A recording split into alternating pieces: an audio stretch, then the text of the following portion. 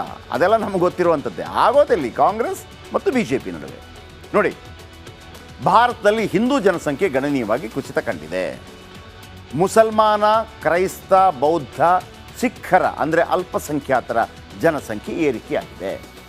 ಈ ನಡುವೆ ಇದರಲ್ಲೂ ಕೂಡ ಅಲ್ಪಸಂಖ್ಯಾತರಲ್ಲಿ ಜೈನ ಮತ್ತು ಪಾರ್ಸಿಗಳ ಜನಸಂಖ್ಯೆಯಲ್ಲಿ ಭಾರಿ ಕುಸಿತವಾಗಿದೆ. ಅಂದರೆ ಅದನ್ನು ಫಾಲೋ ಮಾಡೋರು ಭಾಳ ಕಡಿಮೆ ಆಗಿದೆ. ಮುಸ್ಲಿಂ ಜನಸಂಖ್ಯೆ 1950ರಿಂದ 2015ರ ಅವಧಿಯಲ್ಲಿ 43.15% ಹೆಚ್ಚಾಗಿದೆ ಅಂತ ವರದಿ ಹೇಳ್ತಾ ಇದೆ. 43.15%. BJPಯ ಕಣ್ಣು ಕೆಂಪಾಗೋದಕ್ಕೆ ಇಷ್ಟು ಸಾಕಲ್ವಾ? ಇನ್ನು ಕ್ರೈಸ್ತರಲ್ಲಿ 5.38%, ಸಿಖ್ಖರಲ್ಲಿ 6.58% ಜನಸಂಖ್ಯೆ ಏರಿಕೆಯಾಗಿದೆ. ಎಷ್ಟರಿಂದ ಎಷ್ಟಕ್ಕೆ ಏರಿಕೆಯಾಗಿದೆ? 1950ಯಲ್ಲಿ 1950ರಲ್ಲಿ ಭಾರತದಲ್ಲಿ ಮುಸಲ್ಮಾನರಿದ್ದದ್ದು ಪರ್ಸೆಂಟೇಜ್ 9.84%. ಈಗ ಅದು 2015ರ ಹೊತ್ತಿಗೆ ಮುಸ್ಲಿಮರ ಸಂಖ್ಯೆ 14.09% ಏರಿಕೆಯಾಗಿದೆ ಟೋಟಲ್. ಅಂದರೆ 43% ಏರಿಕೆಯಾಗಿದೆ. ಹಾಗಿದ್ರೆ ಬನ್ನಿ, ಹಿಂದೂಗಳು ಎಷ್ಟಿದ್ರು? 1950ಯಲ್ಲಿ 1950ರಲ್ಲಿ 84%ರಷ್ಟಿದ್ದ ಹಿಂದೂಗಳ ಜನಸಂಖ್ಯೆ 2015ರ ಹೊತ್ತಿಗೆ 78ಕ್ಕೆ ಕುಸಿತ ಕಂಡಿದೆ. 78ಕ್ಕೆ ಕುಸಿತ ಕಂಡಿದೆ. ನೇಪಾಳದಲ್ಲೂ ಕೂಡ ನೋಡಿ ಎಷ್ಟರಿಂದ ಎಷ್ಟು ಕುಸಿತ ಕಂಡಿದೆ. ಮತ್ತೊಮ್ಮೆ ಹೇಳ್ಬಿಡ್ತೀನಿ ನಿಮಗೆ. 84ರಿಂದ 78, 84ರಿಂದ 78, 6% ಕುಸಿತ ಕಂಡಿದೆ. ಇನ್ನು ನೇಪಾಳದಲ್ಲೂ ಹಿಂದೂ ಜನಸಂಖ್ಯೆ 3. ನಡಿ ಈಗ ಶುರು ಮಾಡೋಣ. ಕೇಸರಿಯಿಂದ ಮನೋಲ್ಲಾಸ ಮನಸ್ಸು ಮತ್ತೇರಿ ಕುಣಿದಾಡಿದೆ ನೋಡು, ಮನಸ್ಸು ಮತ್ತೇರಿ ಕುಣಿದಾಡಿದೆ ನೋಡು. ಕ್ಷಣ ಕ್ಷಣವೂ ಆಚರಿಸಿ ಕೇಸರಿ ಹಬ್ಬ. ವಿಮಲ್ ಬಾಯಲ್ಲಿ ಹೇಳಿ ಕೇಸರಿ. 6% ಕುಸಿತ ಕಂಡಿದೆ. ಪಾಕಿಸ್ತಾನದಲ್ಲಿ 3.75% ಮುಸಲ್ಮಾನ ಜನಸಂಖ್ಯೆ ಜಾಸ್ತಿ ಆಗಿದೆ. ಬಾಂಗ್ಲಾದೇಶದಲ್ಲಿ ಬರೋಬ್ಬರಿ 18% ಏರಿದೆ ಮುಸ್ಲಿಮರ ಸಂಖ್ಯೆ. ಪಾಕ್ನಲ್ಲಿದ್ದ ಹಿಂದೂಗಳ ಸಂಖ್ಯೆ ಗಣನೀಯವಾಗಿ ಕುಸಿತ ಕಂಡಿದೆ. ಕೆಲವು ಕಡೆ ಹೆಂಗಾಗುತ್ತೆ ಕುಸಿತ ಕಂಡಿದೆ ಅಂತ ಹೇಳಿದಾಗ, ಇಲ್ಲ ಮತಾಂತರ ಆಯಿತು, ಈ ಥರ ಒಂದು ಆರೋಪಗಳಿದೆ. ಇನ್ನು ಕೆಲವೇನಾಗುತ್ತೆ ಅಂದರೆ, ಬಹುತೇಕರು ಬೇರೆ ದೇಶಗಳಿಗೆ ಹೋಗಿ ಸೆಟ್ಲ್ ಆಗಿಬಿಡ್ತಾರೆ, ಬೇಡವೇ ಬೇಡ ಅಂತ. ಅಂಥ ದೇಶಗಳಲ್ಲಿ ಒಂದು ಕೆನಡಾ, ಅಂಥ ದೇಶಗಳಲ್ಲಿ ಲಂಡನ್. ದೊಡ್ಡ ದೊಡ್ಡ ಶ್ರೀಮಂತರು ಲಂಡನ್ಗೆ ಹೋಗ್ತಾರೆ. ಕೆನಡಾಗೆ ಹೋಗೋದು ಭಾಳ ಈಸಿ. ಕೆನಡಾದಲ್ಲಿ ಅನೇಕ ಭಾರತೀಯರು ಸೆಟ್ಲಾಗಿದ್ದಾರೆ, ಪಾಕಿಸ್ತಾನಿಯರು ಸೆಟ್ಲಾಗಿದ್ದಾರೆ. ತಲೆನೋವೇ ಬೇಡ ಅಂತೇಳಿ. ಸೊ ಆ ಕಾರಣವೂ ಕೂಡ ಕಡಿಮೆ ಆಗೋದಕ್ಕೆ ಒಂದು 10 ಹಲವುಗಳಲ್ಲಿ ಅದು ಒಂದು ಕಾರಣ ಅಂತ. ಹಾಗಿದ್ರೆ ಈ ಮುಸ್ಲಿಮರು ಈಗಲೂ ಅಲ್ಪಸಂಖ್ಯಾತರ ನೋಡಿ ಈಗ ಚರ್ಚೆಗೆ ಕಾರಣವಾಗಿದೆ. ಚುನಾವಣೆ ಹೊತ್ತಲ್ಲಿ ಕೋಲಾಹಲ ಸೃಷ್ಟಿ ಮಾಡಿದೆ ಧರ್ಮ ವರದಿ. ಕಾಂಗ್ರೆಸ್ ಓಲೈಕೆ ರಾಜಕಾರಣದಿಂದ ಹಿಂದೂ ಸಂಖ್ಯೆ ಇಳಿಕೆ ಆಗ್ತಾ ಇದೆ ಅಂತೇಳಿ BJP ಆ್ಯಸ್ ಯೂಶುವಲ್ ಮಾಡೇ ಮಾಡುತ್ತೆ. ನೋಡಿ, ಮುಸ್ಲಿಮರಿಗೆ ಎಷ್ಟು ಮಕ್ಕಳು ಬೇಕಿದ್ರೂ ಮಾಡ್ಬೋದು, ನಾವು 2 ಇರಬೇಕು, ಜಾಸ್ತಿ ಆಗಬಾರ್ದು.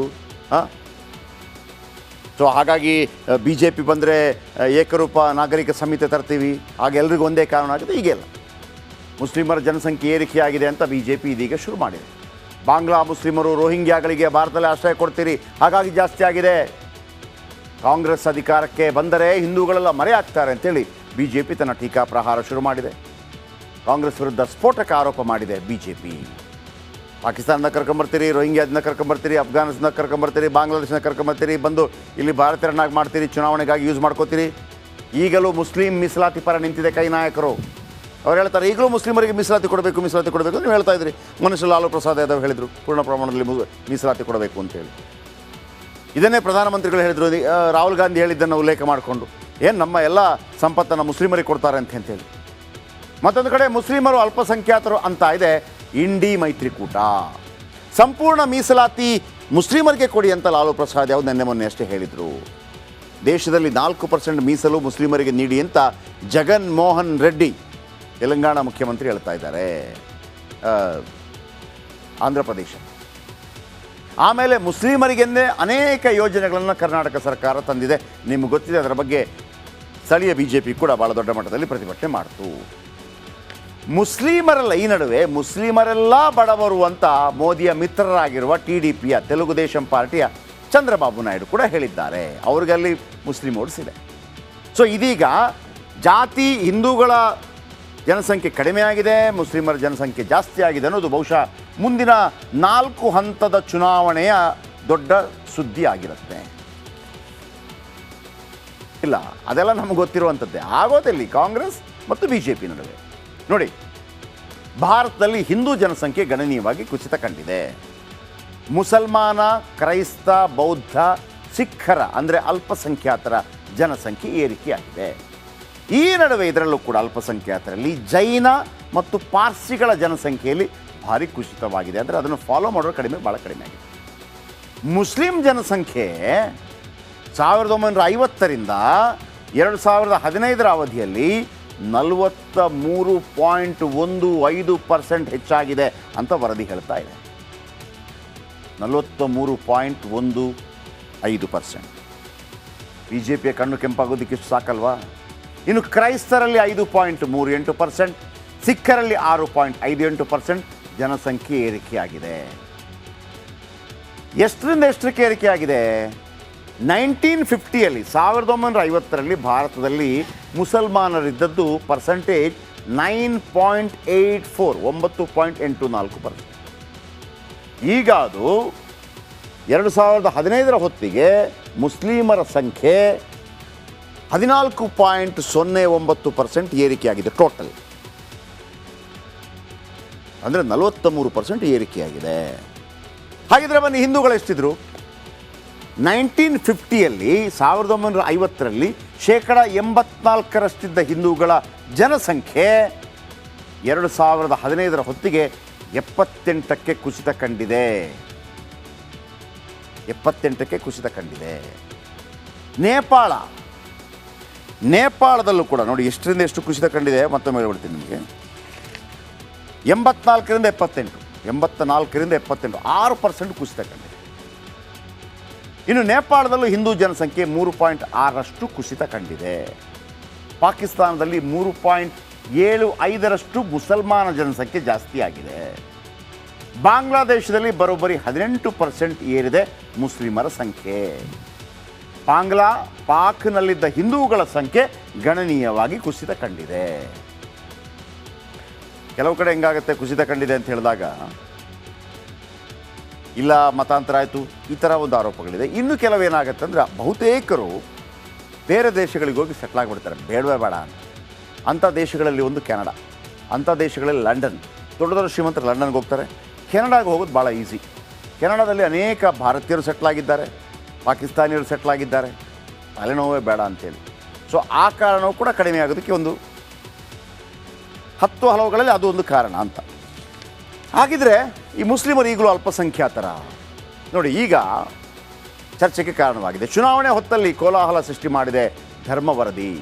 ಕಾಂಗ್ರೆಸ್ ಓಲೈಕೆ ರಾಜಕಾರಣದಿಂದ ಹಿಂದೂ ಸಂಖ್ಯೆ ಇಳಿಕೆ ಆಗ್ತಾ ಇದೆ ಅಂತೇಳಿ BJP ಆ್ಯಸ್ ಯೂಶುವಲ್ ಮಾಡೇ ಮಾಡುತ್ತೆ. ನೋಡಿ, ಮುಸ್ಲಿಮರಿಗೆ ಎಷ್ಟು ಮಕ್ಕಳು ಬೇಕಿದ್ರೂ ಮಾಡ್ಬೋದು, ನಾವು 2 ಇರಬೇಕು, ಜಾಸ್ತಿ ಆಗಬಾರ್ದು. ಸೊ ಹಾಗಾಗಿ BJP ಬಂದರೆ ಏಕರೂಪ ನಾಗರಿಕ ಸಂಹಿತೆ ತರ್ತೀವಿ, ಆಗ ಎಲ್ರಿಗೂ ಒಂದೇ ಕಾರಣ ಆಗುತ್ತೆ. ಈಗೆಲ್ಲ ಮುಸ್ಲಿಮರ ಜನಸಂಖ್ಯೆ ಏರಿಕೆಯಾಗಿದೆ ಅಂತ BJP ಇದೀಗ ಶುರು ಮಾಡಿದೆ. ಬಾಂಗ್ಲಾ ಮುಸ್ಲಿಮರು ರೋಹಿಂಗ್ಯಾಗಳಿಗೆ ಭಾರತದಲ್ಲಿ ಆಶ್ರಯ ಕೊಡ್ತೀರಿ, ಹಾಗಾಗಿ ಜಾಸ್ತಿ ಆಗಿದೆ. ಕಾಂಗ್ರೆಸ್ ಅಧಿಕಾರಕ್ಕೆ ಬಂದರೆ ಹಿಂದೂಗಳೆಲ್ಲ ಮರೆಯಾಗ್ತಾರೆ ಅಂತೇಳಿ BJP ತನ್ನ ಟೀಕಾ ಪ್ರಹಾರ ಶುರು ಮಾಡಿದೆ. ಕಾಂಗ್ರೆಸ್ ವಿರುದ್ಧ ಸ್ಫೋಟಕ ಆರೋಪ ಮಾಡಿದೆ BJP.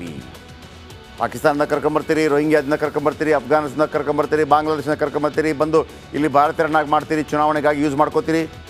ಈಗಲೂ ಮುಸ್ಲಿಂ ಮೀಸಲಾತಿ ಪರ ನಿಂತಿದೆ ಕೈ ನಾಯಕರು. ಅವ್ರು ಹೇಳ್ತಾರೆ, ಈಗಲೂ ಮುಸ್ಲಿಮರಿಗೆ ಮೀಸಲಾತಿ ಕೊಡಬೇಕು ಅಂತ ನೀವು ಹೇಳ್ತಾ ಇದ್ರಿ. ಮನುಷ್ಯ ಲಾಲು ಪ್ರಸಾದ್ ಯಾದವ್ ಹೇಳಿದರು, ಪೂರ್ಣ ಪ್ರಮಾಣದಲ್ಲಿ ಮೀಸಲಾತಿ ಕೊಡಬೇಕು ಅಂತೇಳಿ. ಇದನ್ನೇ ಪ್ರಧಾನಮಂತ್ರಿಗಳು ಹೇಳಿದರು. ರಾಹುಲ್ ಗಾಂಧಿ ಹೇಳಿದ್ದನ್ನು ಉಲ್ಲೇಖ ಮಾಡಿಕೊಂಡು, ಏನು ನಮ್ಮ ಎಲ್ಲ ಸಂಪತ್ತನ್ನು ಮುಸ್ಲಿಮರಿಗೆ ಕೊಡ್ತಾರೆ ಅಂತೇಳಿ. ಮತ್ತೊಂದು ಕಡೆ ಮುಸ್ಲಿಮರು ಅಲ್ಪಸಂಖ್ಯಾತರು ಅಂತ ಇದೆ ಇಂಡಿ ಮೈತ್ರಿಕೂಟ. ಸಂಪೂರ್ಣ ಮೀಸಲಾತಿ ಮುಸ್ಲಿಮರಿಗೆ ಕೊಡಿ ಅಂತ ಲಾಲು ಪ್ರಸಾದ್ ಯಾವ್ದು ಮೊನ್ನೆ ಅಷ್ಟೇ ಹೇಳಿದರು. ದೇಶದಲ್ಲಿ 4% ಮೀಸಲು ಮುಸ್ಲಿಮರಿಗೆ ನೀಡಿ ಅಂತ ಜಗನ್ ಮೋಹನ್ ರೆಡ್ಡಿ ತೆಲಂಗಾಣ ಮುಖ್ಯಮಂತ್ರಿ ಹೇಳ್ತಾ ಇದ್ದಾರೆ.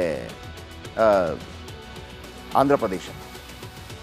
ಆಮೇಲೆ ಮುಸ್ಲಿಮರಿಗೆಂದೇ ಅನೇಕ ಯೋಜನೆಗಳನ್ನು ಕರ್ನಾಟಕ ಸರ್ಕಾರ ತಂದಿದೆ. ನಿಮ್ಗೆ ಗೊತ್ತಿದೆ, ಅದರ ಬಗ್ಗೆ ಸ್ಥಳೀಯ BJP ಕೂಡ ಭಾಳ ದೊಡ್ಡ ಮಟ್ಟದಲ್ಲಿ ಪ್ರತಿಭಟನೆ ಮಾಡ್ತು. ಮುಸ್ಲಿಮರಲ್ಲ, ಈ ನಡುವೆ ಮುಸ್ಲಿಮರೆಲ್ಲ ಬಡವರು ಅಂತ ಮೋದಿಯ ಮಿತ್ರರಾಗಿರುವ TDPಯ ತೆಲುಗು ದೇಶಂ ಪಾರ್ಟಿಯ ಚಂದ್ರಬಾಬು ನಾಯ್ಡು ಕೂಡ ಹೇಳಿದ್ದಾರೆ. ಅವ್ರಿಗಲ್ಲಿ ಮುಸ್ಲಿಂ ಓಟ್ಸ್ ಇದೆ. ಸೊ ಇದೀಗ ಜಾತಿ ಹಿಂದೂಗಳ ಜನಸಂಖ್ಯೆ ಕಡಿಮೆ ಆಗಿದೆ, ಮುಸ್ಲಿಮರ ಜನಸಂಖ್ಯೆ ಜಾಸ್ತಿ ಆಗಿದೆ ಅನ್ನೋದು ಬಹುಶಃ ಮುಂದಿನ 4 ಹಂತದ ಚುನಾವಣೆಯ ದೊಡ್ಡ ಸುದ್ದಿ ಆಗಿರುತ್ತೆ.